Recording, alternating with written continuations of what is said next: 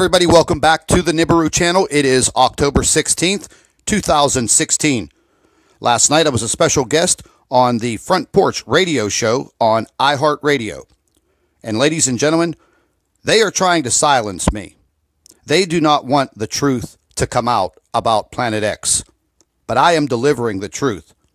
So stay tuned and listen to the broadcast. This will be a series of videos, so watch them all. Behind the Earth. Now, is that the same? Is that the same video? Because didn't BP Earthwatch kind of do a video of that as well? Exactly. Yeah. Okay, we're on the same page. So when that first burst came in, it moved in, and it literally collapsed our magnetosphere, and that only tells us one thing. That was a highly magnetized burst of energy, which means it had more power, and it totally collapsed our magnetosphere. And it left the Earth completely vulnerable to all of the solar winds coming from the sun. Now, within, I think, about 2 hours, our magnetosphere healed itself because this big energetic anomaly moved back. And when I mean back into outer space, not towards the sun, but backwards out into space. Now, we don't know exactly what it is, but, you know, really, there's only a couple of things that can actually create that type of scenario. And that would be a highly magnetic planet, a very large star, or the solar winds got around the shield and they were sucked back in. But that did not happen because all of the energy that was in front of the Earth was very low, very, very low, almost non-existent.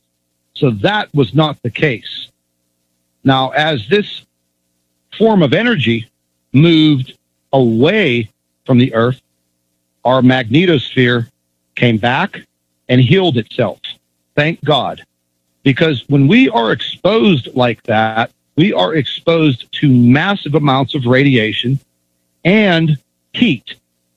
And this heat has the ability to heat the Earth's inner core, all of our oceans, our atmosphere very rapidly.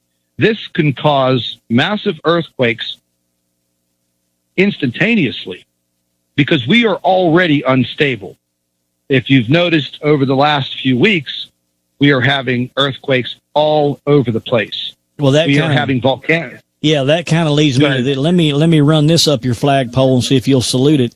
You know, last couple of weeks we've been hearing about how the authorities are warning the people, say in California all the way up through the West Coast, that within 30 days prepare for an imminent earthquake. Now, you know, we don't know when earthquakes are going to hit.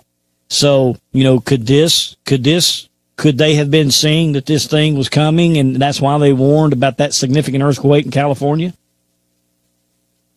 It's a possibility because I know they're monitoring.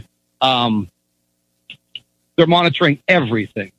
And when we were having these bursts of earthquakes a few weeks ago, we were monitoring it. And what we found, and this is something that I don't like, we found that the USGS was downplaying the magnitude of the earthquakes on the west coast of the United States, including Alaska. Mm-hmm. How do we know this? Well, number one, I have my own earthquake applications for my computer. I also collaborate with other people who do the same thing. We also keep track of these earthquakes with several other seismic offices around the world. They were all saying the same thing. So how can we have a magnitude 4.2 earthquake in, you know, say Northern California, and the USGS says, oh, it was only a 2.9.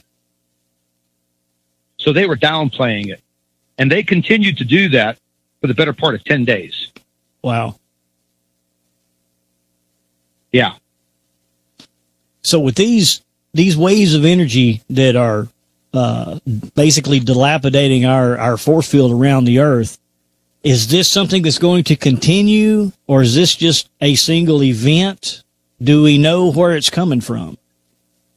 Well, that's the thing. After the first event on the night of the 13th going into the 14th, that was pretty stunning. And once the magnetosphere killed itself very quickly, okay, so we just kept on monitoring. And then bingo, almost at the precise same time, the next day, it did it again. And this time, it was pretty crushing because it came in fast. The energy that was behind us was very intense. Once again, the energy that was in front of the Earth, between the sun and the Earth, was very minimal. Because, see, this instrument is all color-coded. So a very, very low form of energy is blue. A very high form of energy would be naturally red, orange, and then you have this aqua blue. And this aqua blue is kind of the normal. Well, everything that we were seeing was, it was kind of in the red, as meaning it was bad. And once again, the solar winds came from the sun. They just basically collapsed the entire magnetosphere. And then those winds got sucked around to the backside of the Earth. Now, during this event, the daytime part of the Earth, as it was in its rotation, was on the daytime side. So all of the people that were actually, sleeping and on the nighttime side of the Earth, they were getting hit with this radiation and the solar winds. But this energy anomaly was still way behind us. Now, there's no way to judge or measure that distance. Now, one thing I want to add is a planet that is very highly magnetized. It can be tens of millions of miles away and affect the Earth's magnetosphere in that way. Now, we had this event, I believe, in April of this year, a collapse, and I believe another one in June. And now we have these back to back in October. Now, I wish there was a way for me to say, yes, 100%, that was a planet, that was a star, that was something. But there's just a few ways that this energy can collapse our magnetosphere like that. Okay. And well, let me ask you this. So these things, what is happening is not something that we are accustomed to. This is new. It's just now they're happening more frequent, right? That's correct. Now there have been instances where the magnetosphere has taken a fall, but since I've been involved in the Planet X community, this is the first time that I have seen a back-to-back collapse almost at the same time on 2 different days. And I'm just leading that into some kind of an orbit, because naturally a planet would be in the same place at the same time if it's orbiting something or getting closer. You see what I'm saying? So that was kind of odd. If it happens again in the middle of the night tonight, I would say we definitely have something to pay even more closer attention to. Okay. Now, as for people that are really unfamiliar with what we're talking about, visually, did we see anything on Earth do anything in an odd way that would have stood out to be like, hey, I've never seen that happen before? You mean as far as looking up in the sky and seeing it?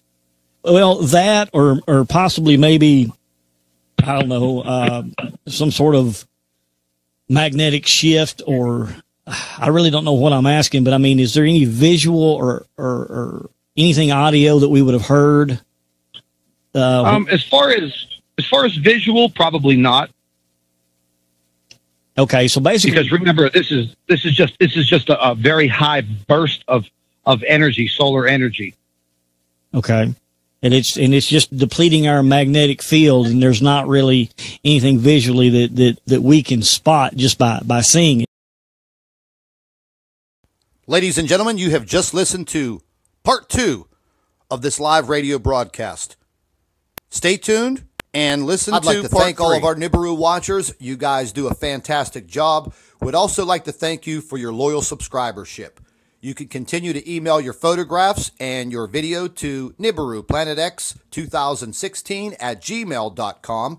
And don't forget to share our videos with your friends and family members on Facebook. And subscribe to the Nibiru channel for all of our current updates.